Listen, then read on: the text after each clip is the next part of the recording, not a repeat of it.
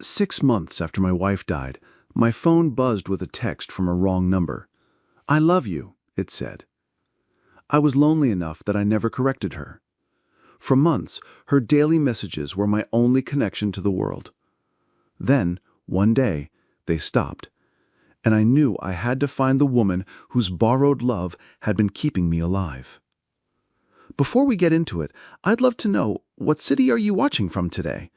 And be sure to subscribe for our daily stories. Okay, let's go back to that first text message.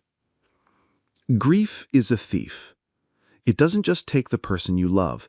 It strips the air from your lungs, taste from your food, color from your days. In the 6 months since I lost my wife, Anna, my life was a grayscale photograph. I went to work, I came home, I ate over the kitchen sink. The house, our house, was a museum to a life that ended mid-sentence. Her mug sat by the sink, a faint ring at the bottom.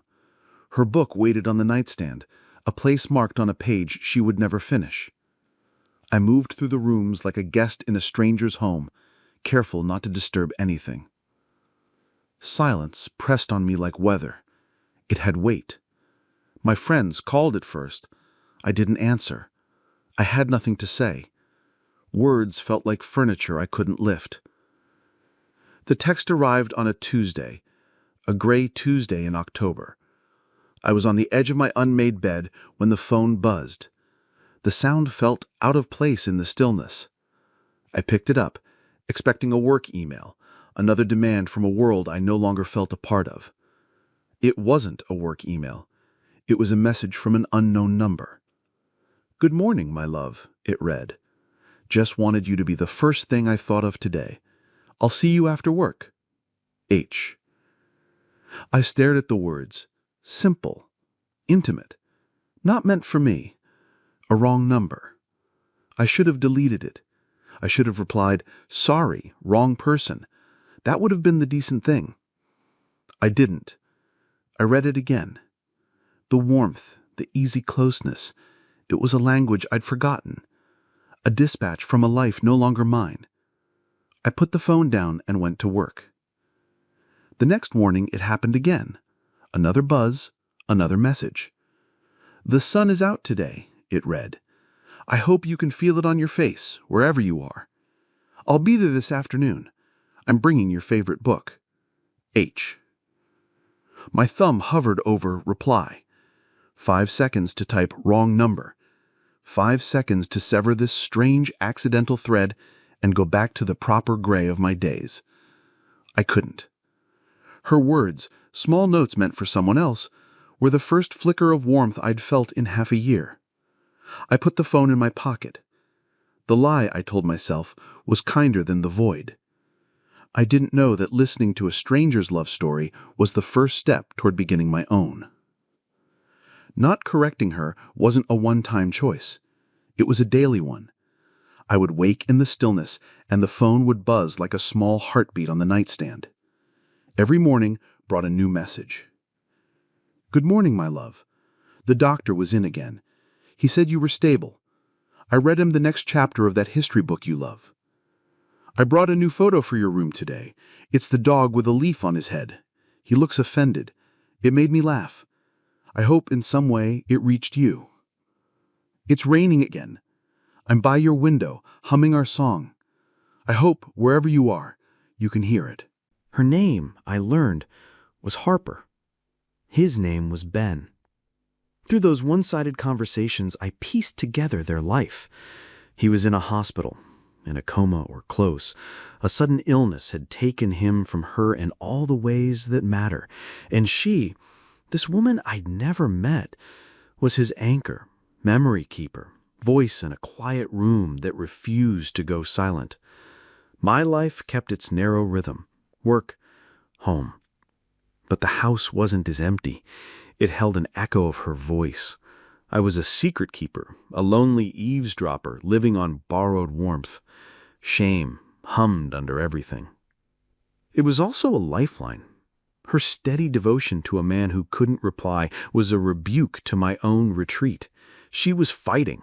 I had quit.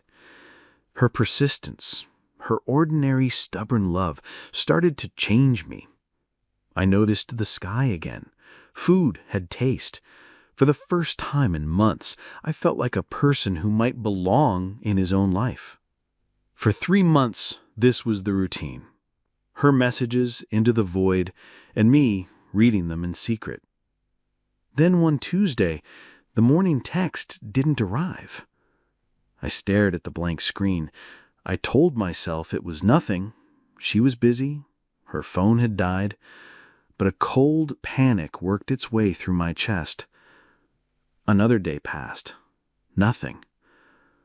I sat in my house and understood that the silence I once chose was now the one thing I couldn't bear. I had been a spectator to her hope for months. As that hope faltered, something new rose in me, a protective concern I didn't recognize. I wasn't just a reader anymore. I felt like a character in her story, and I had a sinking sense that a final chapter was being written. I had to find her. On the 3rd day, the absence of that buzz felt like a hole in the morning. The quiet had edges. I paced with the phone in my hand, imagining every scenario. Had she realized the number was wrong, lost her phone, or had something happened? Her last texts had carried a tired edge. The silence in this room is so loud sometimes, my love.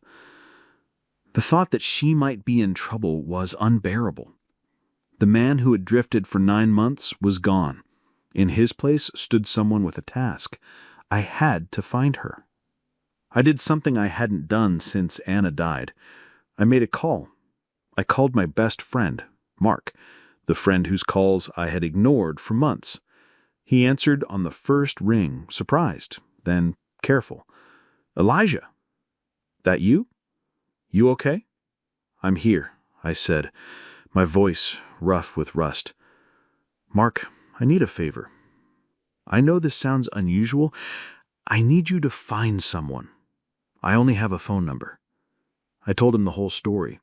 The wrong number texts, the widower who hadn't corrected her, the sudden silence. He listened without judgment. "Okay," he said. "Send me the number. I'll see what I can find." An hour later, he called back. His tone had shifted. "I got a name. The number's registered to Harper Collins. And, man." "What?" "I found something else," he said, softening. "A local paper. It's an obituary." I sat as he read. It wasn't hers. It was her husband's. Ben Collins had passed away 3 days ago, peacefully, after a long illness. The texts hadn't stopped because she'd learned the truth. They stopped because her vigil had ended. Her hope, the same hope I'd been living on, had met the one answer it couldn't argue with. I thanked him and hung up. Ben was gone. Harper, the woman whose private courage had been my daily bread, was now a widow, like me. The obituary listed the funeral details. It was the next day. I had no right to be there. I was a stranger at the edge of their story. But I looked at the address of the small church across town and knew I would go. I needed to see the face of the woman whose words had, in a strange way, kept me breathing. The next morning, I stood in front of my closet, looking for a plain, dark suit, the kind that lets you vanish into a crowd. The funeral was at 11. I felt like a trespasser. But the pull of grief and of the odd bond I felt with this woman wouldn't let me stay home. The church was small and sunlit, a stark contrast to the occasion. I slid into a back pew, a shadow among true mourners. Then I saw her, for the first time. She stood in the front row, slight in a simple black dress. She was exactly as her messages suggested. Not undone, not theatrical, a pillar of worn strength. A priest spoke of Ben's life. A friend told a story from college. Then Harper walked to the pulpit. Her voice was clear and steady. She didn't dwell on medical charts or goodbyes. She spoke about love, their first date, the off-key songs for their dog, the porch light he always left on when she worked late. She wasn't reciting facts. She was painting a portrait of a life cherished. In the back pew, I began to cry. Not for Ben, whom I didn't know, but for my Anna, and for this brave woman who now belonged to the same unwelcome club I did. The service ended.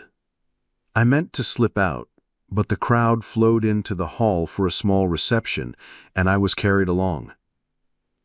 I stood in a corner with a cup of bad coffee and watched her move through the room, accepting hugs and soft words with a practiced steadiness. She didn't notice me at first. Then her gaze moved across the back row. Our eyes met. She gave a small, polite nod, the kind you offer a person who might be a colleague of the deceased. She turned, made her way across the room, and stopped a few feet from me. "Thank you for coming," she said, automatic, gracious. I opened my mouth to reply. My phone buzzed. I reached to silence it, and the screen lit in my hand, bright, unmistakable. At that distance, there was no mistaking what she saw. The open message app with the long, unbroken thread of texts she had sent for months. The ones meant for her husband. The ones I had read. Her expression didn't fade. It stopped. Confusion, recognition, hurt. "Who are you?" she asked, low and even. The question was harder than any accusation. Nothing I could say would tidy what I had done. "My name is Elijah," I said, the words rough. "I'm sorry. You have every right to be furious. I should have told you on the first day." She studied me, eyes sharp. "You've been getting them this whole time? For months?" I nodded. "My wife, Anna, died 6 months before your first message. The number you were texting, Ben's, must have been disconnected and reassigned to me. At first, I didn't understand, and then..." My voice cracked. "I couldn't make them stop. Your words were the first light I saw in a long while. I was drowning, and your messages were a rope thrown to the wrong shore." I looked up, letting her see the plain truth of my loneliness. It was wrong. "I'm sorry. I'll leave now. You won't see me again." I turned to go, but she lifted a hand. Her eyes, hard a moment before, softened a fraction. She looked at my tired face and didn't see a monster. She saw a reflection. "Your wife?" she said, quieter now. "Tell me about her." So, in the corner of a crowded hall, I did. I told her about Anna. Her laugh, her love for bad movies, the way she read mystery endings too early and still cried, the small spaces she left behind that still ached. In turn, she told me about Ben, his steadiness, his terrible jokes, the gardenia he'd leave on her pillow each morning, the light he never forgot to switch on.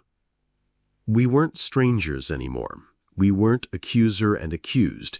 We were two people standing in the wreckage of similar lives, talking about the ones we loved. We stayed there for a while, words coming easier than I would have believed. The room hummed with condolences, the clink of cups, shoes on linoleum, Around us, grief kept its rhythm. Inside our small circle, something like understanding settled.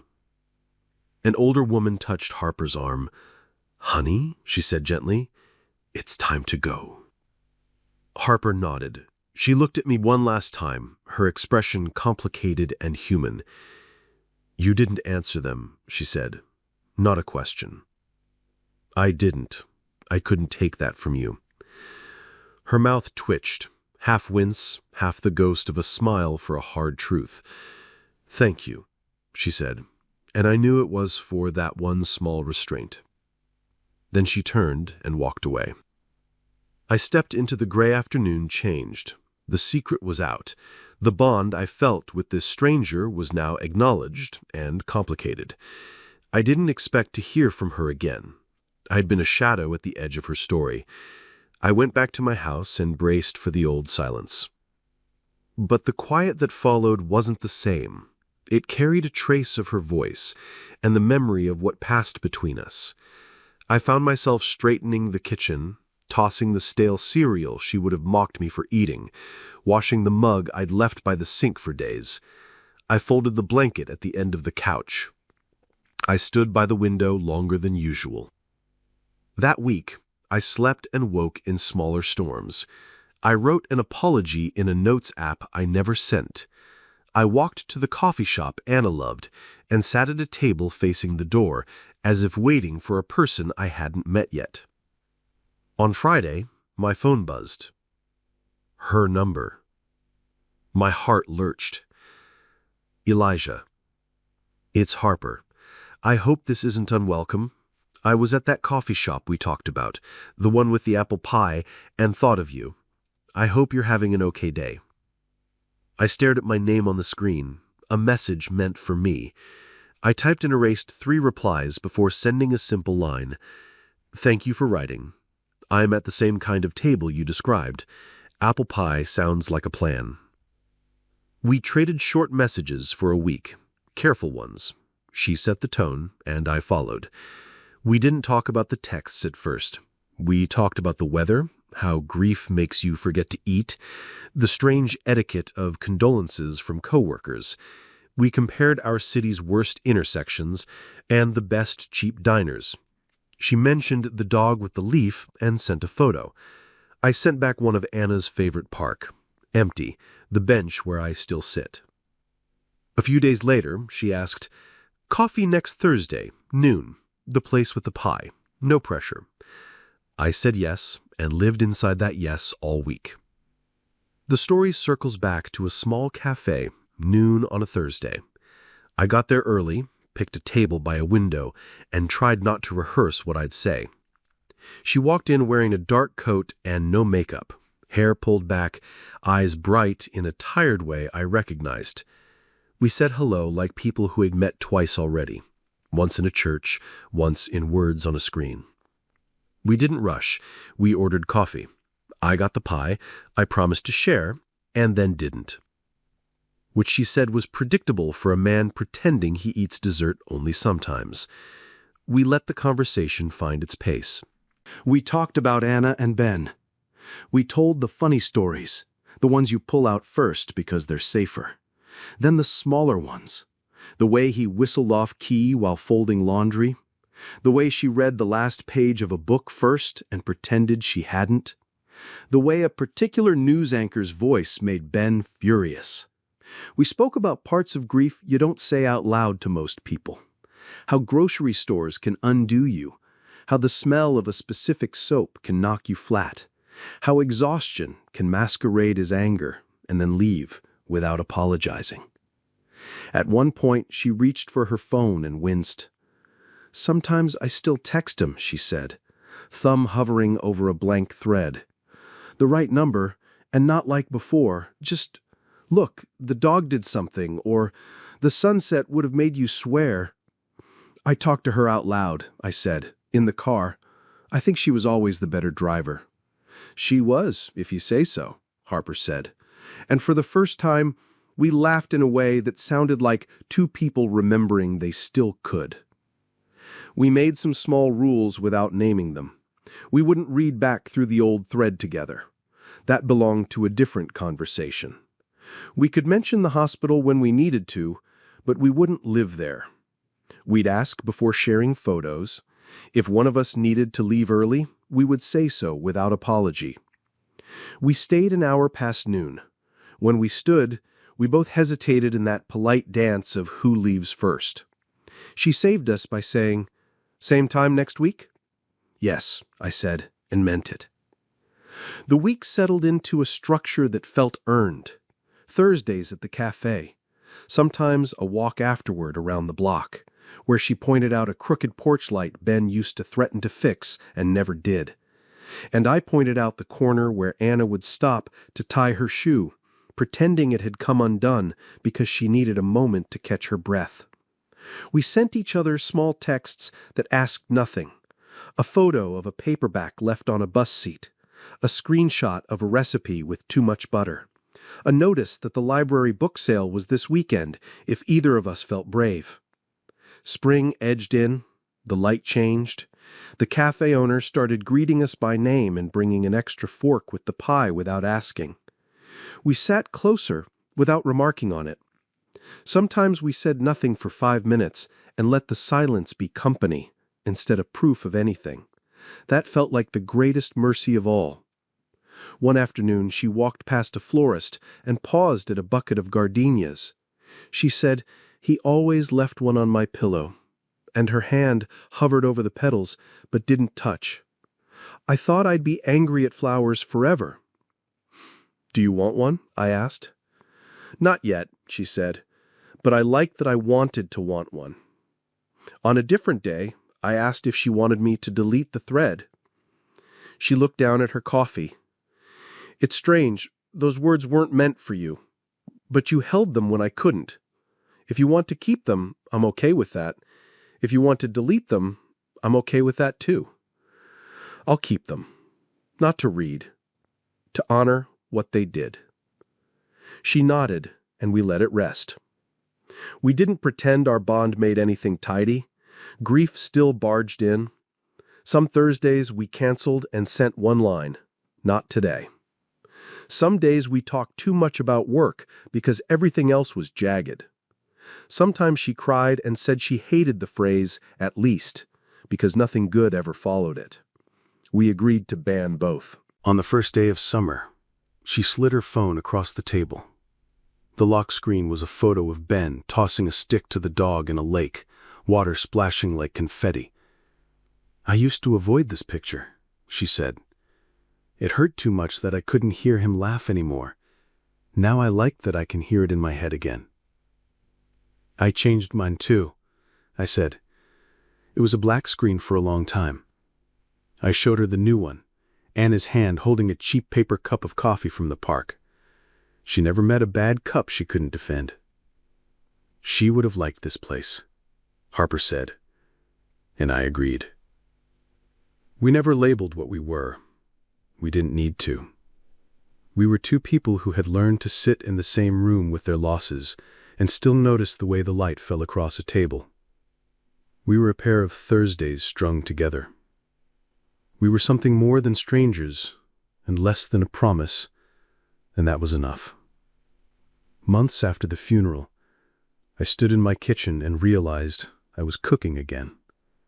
Not heating, cooking.